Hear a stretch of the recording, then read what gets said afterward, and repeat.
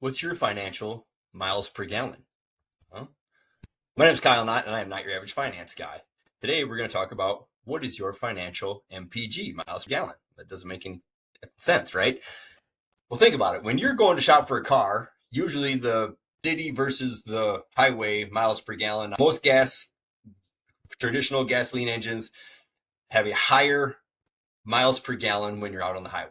Why is that? Because you're wherever you're at, you get on the on-ramp and you're coming up to speed, and you get up to whatever it is, 60, 70, 80 miles an hour, whatever you're doing, and you just hit the cruise and you just stay there, and you're constant for however many miles you're going. And if you're in the city, now you're starting, you're stopping, you start, stop, you speed up, you got to get in the other lane, so you got to flirt, and you got to get in front of this guy, and then you got to slow down, you got to stop at this stop sign, you got to turn, you got to speed up again, and you're just all over the place. It's just start, stop, start, stop, start, stop.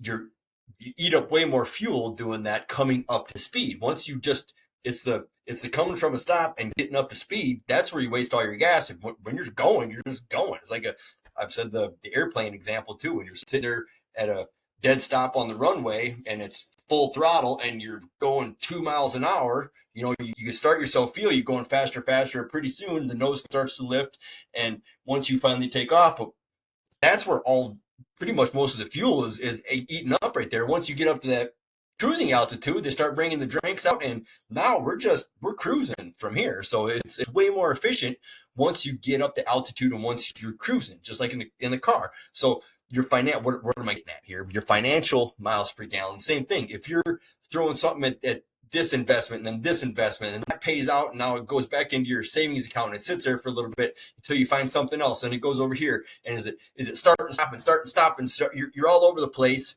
Or can you put it into something that is just going to take off? Yeah, it's going to start slow, but pretty soon it's going to take off, and it's never really going to flatten out, because this thing is going to go like that if you can get it into something that's continuously compounding. Have your money always working for you. That's the biggest problem. I've got a couple of Roth IRAs that there's just money sitting there, and it burns a hole in my soul, because it's not doing anything. Inflation's eating away at it. Like, I've got to find somewhere to get that. And it was because of another investment paid off and came into other things. And I've got enough money there now where it's like, okay, I need to find something to do with it. And I want to make sure it's a good investment. I don't want to just throw it at anything, but I want to get it to work. So what I've done is the infinite banking concept. That's where you've got continuous compounding growth all the time. So what this is doing, it's continuously compounding, continuously growing, and then that's where your money sits. Okay, that's like my savings account, if you will. From here, now when I find a really good, I'm sitting back, now I'm just chilling.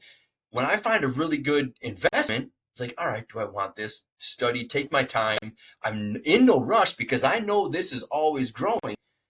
And if I find something that I really want to invest in, all right, yeah, I like that. You know what?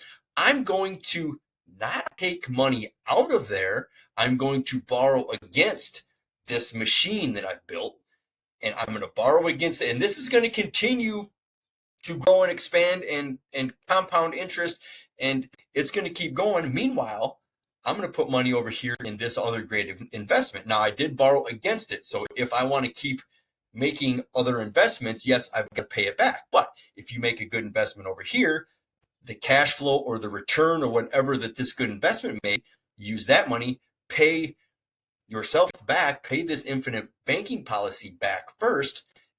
Once this is paid back, if this is free and clear over here, let that keep growing. Now you got money growing in two places. Again, rinse and repeat. Get another one, get another one, get another one. Maybe it's rental real estate. Maybe it's Bitcoin. Maybe I don't know what you're into. It could be anything. I'm into rental real estate personally. And that's what I do. I wait for this to get big enough to get a down payment. I come over here. I put a down payment and a mortgage, and I let my tenants pay all of that and the extra. All the extra comes back to my infinite banking concept policy. It pays that back. Once that's paid back, or once this gets big enough to where I can pull out again and go to another investment, that's what I do. So it just keeps compounding and keeps rolling on itself. So really think about that. What is your financial miles per gallon? Do you have money just sitting, stop and start, sitting stagnant, not doing anything for you? Or is it going for you and shooting you to the moon? All right, good luck, everybody.